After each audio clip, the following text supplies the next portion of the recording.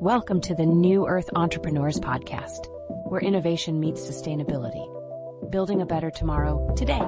We interview changemakers and visionary leaders redefining success for the planet. Here you'll find inspiring stories and solutions that matter. Welcome to the New Earth Entrepreneurs. Well, welcome to the New Earth Entrepreneur Show. Today's guest is Duane Smith, founder of 100 Mile House, a residential design build practice dedicated to creating livable, functionable, and sustainable homes. Duane's innovative approaches have made quality design accessible to a broader audience through their pre-designed cabin program. We'll explore his journey, the challenges of finding skilled craftspeople, and 100 Mile House's holistic perspective on sustainability. Welcome, Duane. Thanks. Nice to be here. Glad to have you here. And to kick things off, I'm eager to learn more about 100 Mile House and your unique approach to sustainable home design. Could you share the story behind the founding of 100 Mile House and what inspired you to focus on sustainable residential design? Yeah, absolutely. Yeah. Actually, we're about to celebrate our 10th year anniversary coming next year, and we started about 10 years ago. Prior to that, I was doing a mixture of residential and product design. Early in my career, started studying architecture. I really wanted to be an architect when I was a kid, and then I fell into industrial design, product design, and that's what my degree was in. But during that period, I actually studied at the Bauhaus in Dessau, Germany. So I don't know if your audience knows of the Bauhaus. It's a pretty famous name. It was founded in the 20s and 30s in Dessau, Germany, outside Berlin, and was at the time a place for people just to experiment with design, and a lot of interesting stuff came out of the Bauhaus. It was down for a long time and kind of restarted as a foundation. So when I was there in 1993, the focus of the Bauhaus was really on sustainability, and they had not just designers and architects, but they had biologists and geologists and all kinds of different disciplines that were there to really learn about the environment and how to kind of work together cross-disciplinary way to address these environmental issues that were happening in Eastern Germany at the time. So that really kind of formed my idea of architecture, because that's where it was a different kind of eye-opening approach to buildings and to not just the design side, but also the construction side of building things. I came away from this time at the Bauhaus and finished my degree in industrial design, but I always had this drawback to architecture. So about 10 years ago, actually, after having done a few houses here and there along my career, I decided to devote 100% of my time back to architecture and started 100 Mile House as a way to do that. We were living in Los Angeles at the time and bought a house in Palm Springs, which is just a couple hours away, as a vacation property. And it was an old, historic house built in the 50s, and we wanted to renovate it and just use it as a vacation home. And we did we had all kinds of opportunities to do something crazy, and I had thought about kind of changing the structure of the house and adding on with this very contemporary thing to have, the mix of old and new together. And what I ended up doing in the end was actually being very sensitive to the original structure, saving everything that we could, reusing materials, and being just sensitive to not just the design, but the structure itself and the materials themselves. And that kind of started my approach to renovation work here in Palm Springs and Southern California overall. We work all in Southern California now. Renovation is a big part of the business, in addition to the more sustainable pre-designed cabins that you mentioned. There's a lot of renovation happening in this area of California. There's a lot of older homes that were built in the 50s and 60s. And renovation is something that a lot of architects and builders don't want to touch, because it's very difficult. Most people will just buy a house and clear the lot. They'll just demo the house, and it's easier to build ground up. You get exactly what you want, and you don't have any surprises along the way. Often when we do renovation, you end up opening up a wall or a ceiling or a floor, and you realize that the pipes are broken and the wires need to be all replaced and beams are rotting and things like that. It does end up being a little more expensive sometimes and a little more time consuming. You have to be more sensitive to what you're facing. But I really enjoy the challenge. Part of our whole approach to design is being sustainable in that way as well, and not just, we really do encourage clients to save what we can, to salvage and to salvage whatever walls we can, and only build and only use materials where necessary to create something that's new and fresh. So it is more time consuming and more expensive, but the end result is it's always very satisfying, because we know that we haven't, on one hand, we haven't filled landfills with materials that were useful to start with. Little anecdote, I'm working with a prospect right now. We haven't started a project, it's not even that old. It was built in the 90s, and he wants to just gut the whole interior and start fresh. And I'm keeping, and we were looking at budget, and then being way outside of his budget. And I keep explaining to him that, you bought a house that you paid for, and there are all these new materials in this house. There's no reason to rip it all out and throw it all out. Let's just work with what's there as best we can. So that's kind of one side of our sustainability approach. And, that's developed over the years. So, 10 years ago, it started with this one house in Palm Springs, and it's evolved from there. And then, as you mentioned, more recently, in the last 3 years, we started this program, kind of a separate business unit of pre-designed cabins.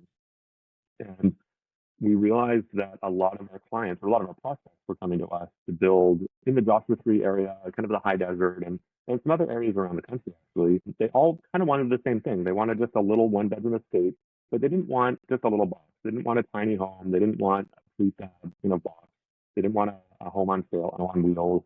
They wanted something a little more unique and precious and higher end. They wanted something that's a little more luxurious and premium. And a lot of times, tiny homes and smaller cabins tend to be built on the cheap. They tend to be built very quickly and with kind of poor quality materials and not much design thought.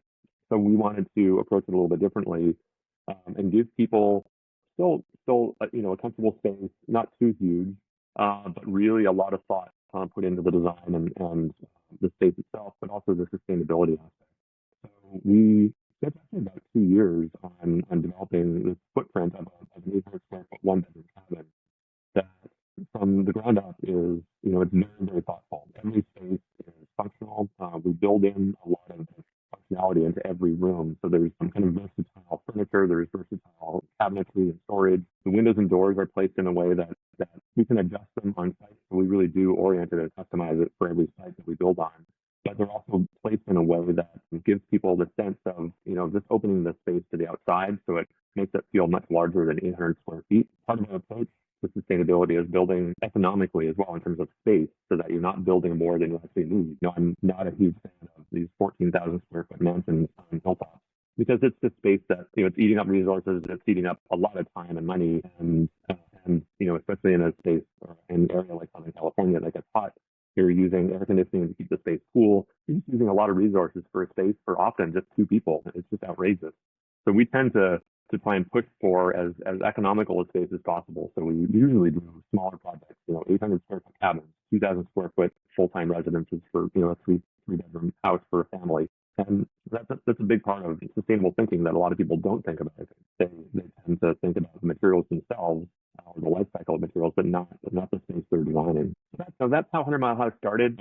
Started with a renovation and developed over the years into a philosophy, really, that we kind of try and embed into every project now, including this new cabin program. Yeah. I love that. And speaking of philosophy, your mission, it emphasizes creating livable, functional, and sustainable homes for a broad range of budgets. How do you balance affordability with the high quality design and sustainability? Yeah, it's a great question, actually. We have clients that come to us with a budget in mind. I mean, and everybody has a budget. Even people that are building 14,000 square foot houses still have a budget in mind, even if it's $20 million, right? They still have a number that they don't want to exceed. So we always start off when we work with a client on what that budget is.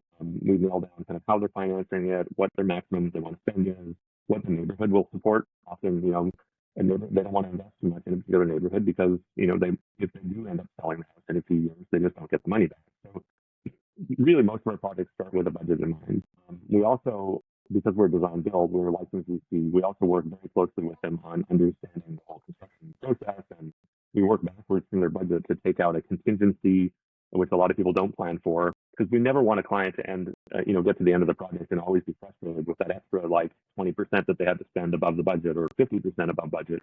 So we always back out a contingency, and then we figure out, all the fees, and we end up at often a construction number that's, maybe 60% of what they want to spend, and they're surprised by how little they're going to get for how much money they want to spend. But it's really to everybody's benefit to back out all those things. So we end up at a number, and we talk to them about their priorities, whether it's is it high priority is like nice fixtures and finishes. They want to spend a lot of money on those. We call them the jewels, right? The things that you touch every day, the door hardware, the plumbing fixtures, the backsplash tile, those things that really kind of bring the space to life and add a sense of quality, or is it more important for them to have a lot of glass because they have a beautiful spot and they want to open up to the outdoors? So we kind of start to talk about what those priorities are and what those things are, because windows and doors are a big ticket item. There's certain things that just add a lot more to the budget. So when we start to kind of nail down those things, we can figure out where the budget, where to use certain funds, and then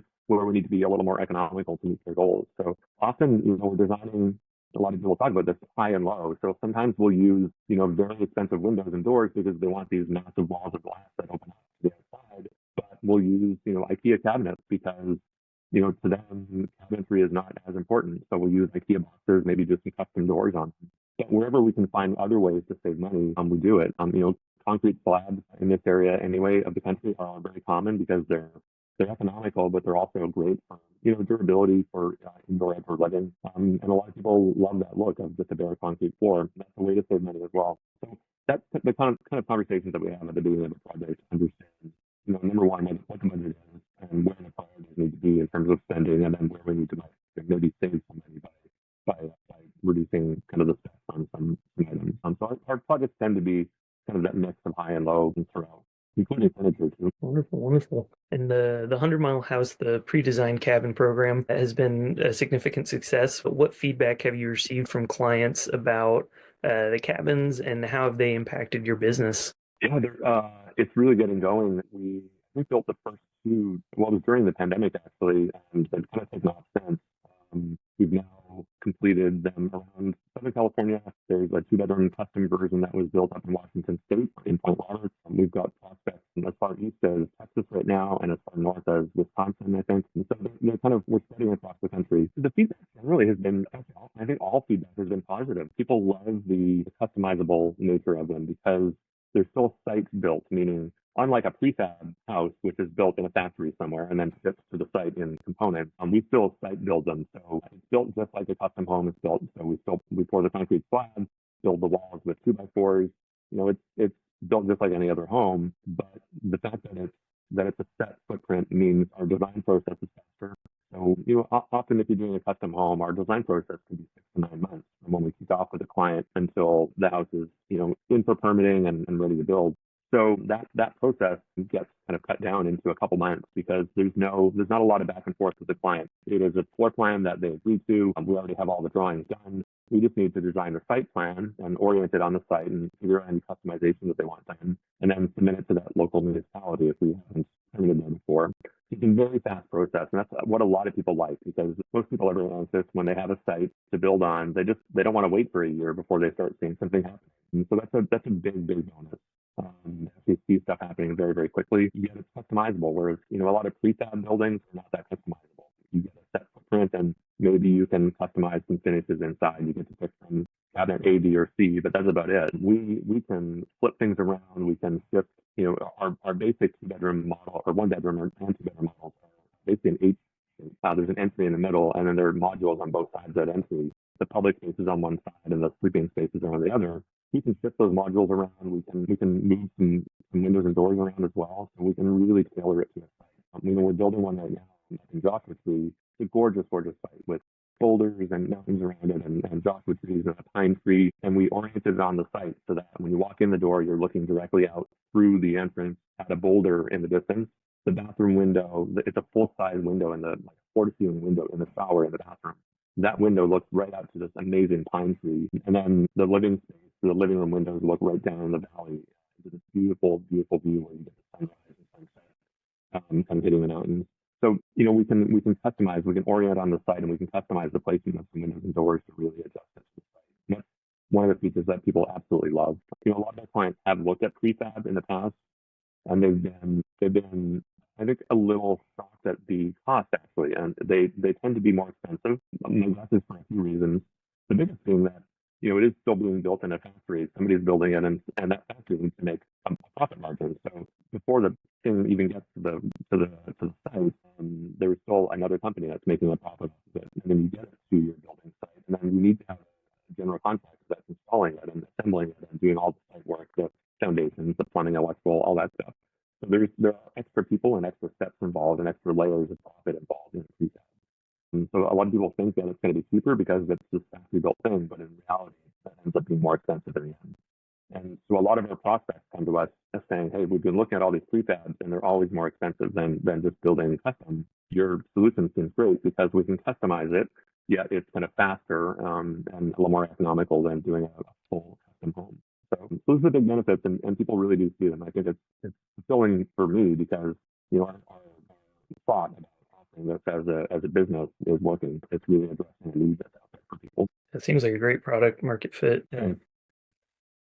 One thing mentioned, finding talented craftspeople willing to do has been a challenge, as you mentioned in our pre-conversation questionnaire. How have you navigated this obstacle, and what strategies have you employed to attract the right talent? It's true. I think every region has difficulties with talented builders. We have a select group that we have used over the years. Electricians, for example, you wouldn't think an electrician needs to be a talented craftsperson, but there's a difference when you see a really great electrician wiring a house in a particular way. You see their care in running wires in a particular way and gripping them, and the tidiness of how they're running a wall is really indicative of their care about their work. And even our electricians that we work with, primarily they even leave a little bit of like extra wire in a wall to make sure that there's room to move things down the road if you ever needed to. Just a little bit of that slack, in wire, running wire tight to save on the amount of wire they're using. There are all these little tricks that good people do. Over the last 10 years that I've been building here, I've learned all these things and learned what to keep an eye on. We are always on the lookout for new people because we're expanding. With growth comes building more, and a lot of our people don't have enough capacity to handle every single project that we work on. So, we're constantly looking for additional labor, and I call them craft people because especially when you get into our woodworking, our framing, even just the rough framing for our structures, a lot of it is exposed because we do, in the cabins in particular, it's a post and beam structure where some of the posts are exposed, our beams are exposed, like 4x10 beams, and then our roof decking is exposed, a 2x6 tongue roof that will spur. And there's a lot of care that needs to go into the framing stage. A lot of houses that are built, especially the townhomes that are built very, very quickly with not a lot of care. The framing is a little bit shoddy at times. The 2x4s are warped. There's not a lot of care necessarily that goes into the rough framing stage. We do take a lot of care on that. So the framers that we've been working with for years understand that, and they frame a house as if it was the finished carpentry as opposed to rough framing that nobody's going to see. Our tilers also, the people that we use for tiling understand our aesthetic. They understand what's important to us, and they don't just start, very dumbly kind of in a corner with the tile. They're not like, all right, let's just start here and kind of work our way around the tower. They'll look at the dimensions of our tile. They'll actually lay it out on the floor with the grout joints, figure out the actual dimension of what that tile is going to be at a certain point. And then they'll start the tile like on a center line of a shower head, or they'll start the tile at a shower niche that's centered on a wall, rather than just starting on a corner and then ending up with like a weirdly sized tile on one end of the shower. So our tile work is always symmetrical in a shower, for example. It's that type of care that our guys put into work. So when we're looking for new craft people, it's not just about the person and the personality and like the fact that they're licensed and can do the work. We always want to see examples of projects that they've done, to know that they, just to see their rough work, to see that they can do the quality that we expect. So it's kind of a long vetting process to review their work, and it's not about price. It's not only about price or schedule that they can actually do the work. It's about the quality and the care that they put into their work too. Yeah, absolutely. Definitely craftspeople, they really are. Looking forward, you're looking to expand to your pre-designed offerings to include other models and sizes. What new designs are you considering, and how do you plan to maintain affordability and sustainability in these new models? So sustainability comes, as I kind of mentioned before, part of it's the materiality, and that's just kind of core to our business. We use FSC certified lumber.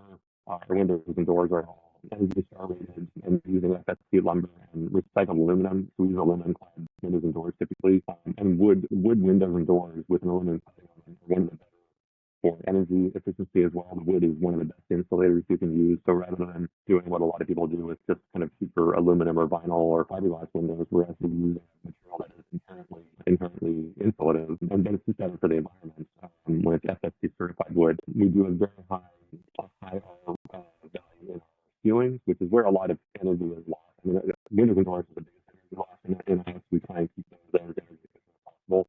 But then the roof is another area where a lot of heat is lost or heat is gained. And so we do R50 in our roof and diaphragm using a stack of various insulations and materials to get to that value. And that just adds, normally R38 is kind of what's required by code. We go beyond that. So it's just trying to increase that value a little bit more to get a little more just insulative value and protection against the heat in the desert as well. So those things are all just part and parcel of any new project that we do in this pre-designed offering. That 2-bedroom is something we're actually already building 2 of them right now. It just isn't on our site yet. We wanted to refine the design so that the 2 that we're building right now are in prototypes. They are for clients, but we're kind of working out some of the kinks and kind of revising the footprints and the layout to be a little more general that'll work for everybody. So that we're building 2 different versions of that 2-bedroom right now, just to see kind of which works better. A 3-bedroom is on the way as well. We've had quite a few requests for a smaller footprint 3-bedroom house. It'll still be, economical in its footprint. We're not going to be designing a 2,400 square foot 3-bedroom pre-designed house. I think it's going to be still very economical. Our 2-bedroom is coming in at around 1,100 square feet right now. It's still a very economical size. And then we have a studio as well. So, there's been a lot of use of our cabins as ADUs behind full-time residents. So, it's an accessory dwelling unit that people can build in most places, build on a site of another dwelling. And it's built as a guest house or a rental unit, given the housing crisis pretty much throughout the country. Having these additional dwelling units as a rental for people that need housing, more affordable housing areas is really, really important. So the 1-bedroom is being used a lot for ADUs, but we also are now offering a zero. It's called the zero, which is no bedrooms. It's just a studio building, and it's customizable, so it can have a bathroom and a kitchen, or neither one of those. You can build it as a little office, in your backyard with just a bathroom in it. And you can build it just as a studio building with no plumbing at all, or you can build it as a little guest house with a kitchenette as well. And that's getting some interest. We haven't built any yet, but it's going to go up on our website fairly soon, actually. I think that's going to address the affordability options or issues, because construction is not cheap today. Building costs during COVID skyrocketed. They have not come down. Inflation drew or pushed things up as well. So there's just, it is an expensive thing to build anything these days. So we're trying to offer affordability, not so much in kind of de-speccing the cabins in terms of reducing the quality of the materials or the build, but actually just building a smaller footprint for people. And that's the way that a lot of people can actually get that space that they want a little more affordably. It's just building something that's a little smaller. Yeah, it makes sense. Have to kind of adapt to prices and costs. Exactly. Well, I'll check too. Just in this kind of like closing, what excites you most about the future of 100 Mile House and the impact you're making in sustainable home design? Wow, good question. I think we have really hit on something with our pre-designed offering that excites me mostly right now. We're doing a lot of custom homes and custom renovations, and those are very fun. I don't want to discount the fact that it's exciting to have a blank slate, to have an empty parcel and have somebody want us to build them just a lovely 2,000 square foot 3-bedroom house, and to design it for that site is really fun. We're doing a few of those around Palm Springs right now, but I think the most exciting thing for our future is the pre-design offering, and really seeing that become just easier and easier. The more we do, the easier it becomes to build them, the more since we work out in the whole program, and the faster we get at it. So I think that's, a lot of our energy is being spent on just looking at that. We just finished a big strategy session here internally, and that program, that business itself is something that we're really going to focus a lot on moving forward. And we might be looking at ways to still maintain some of the design integrity and the beauty of what we've built so far and what we've designed, but try and do it more cost effectively as well. So we may be looking at ways to do a panelized system, like partially prefab in our own space. We do have a 3,000 square foot space here in the city that we can actually prefab some components in, so we're not using another factory. We're actually just building some parts in our own space. So in effect, becoming our own kind of prefab factory, so that it makes some of those things a little bit easier to do and a little bit faster to build on site. So we're looking at all kinds of ways to be more cost effective for clients, but also to be a little more efficient with their own building process. and working with all of our subs to figure this out. It's nice to have, a whole team of people that are committed to our future as well as a company. So all of our subs, even though they are outside, they're separate entities, they're very excited about what we're doing and really love working with us. So we have great partnerships, and they're kind of committed to helping us refine this whole program and make it work more efficiently. Amazing, amazing. Anything that I didn't think to ask that you think is important to share for listeners or just to highlight about 100 Mile House? No, I think we covered a lot. Yeah, I think the big thing that you and I talked about or communicated about earlier was the misinformation about prefabs, I think, and not to ding the companies that are doing prefabs. There's been a lot of companies that are doing really wonderful things, but yeah, I think for listeners that are interested in doing something that's a little more sustainable, prefab is not necessarily always the way to go. Just do the research. I advise everybody to really dig into things and explore a number of different options. Custom homes are not necessarily that bad for the environment, where a lot of people think that they are, that there's a lot of waste, that there's a lot of savings and environmental benefit to going prefab. But it's not always the case. Especially in California, we have very strict regulations around construction site waste and demolition waste, and 65%, if not higher now, needs to be recycled or reused of all the waste generated on a construction site. And we're very efficient with our own construction sites, actually, that we're probably closer to about 80% that gets recycled or reused. And every every one of our trades is very economical with the material that they order. And so on our training page in particular, I get to a job site and it's surprising like how little waste is actually generated. They're very good with their material ordering and cutting, and we've designed our buildings so that they do use full lengths of 2x4s and things like that. So that as much as possible, there's not a lot of offsets and things that end up in landfill or end up being recycled. So, yeah, that's just I would encourage your users that are really interested in sustainability and looking at building something to look at all the options. That prefab is not necessarily always the way to go. It might be for some people. That might give them exactly what they want, but there are many other options out there. Wonderful. All listeners, yeah, there's your golden nugget to take away, taking what really the impacts are of the styles of building. And thank you again, Duane, for sharing the insights with us. I look forward to seeing how 100 Mile House continues to innovate and lead in sustainable residential design. Thanks very much. You have to come and visit one someday. Yeah, love to. Great. All right, thanks very much.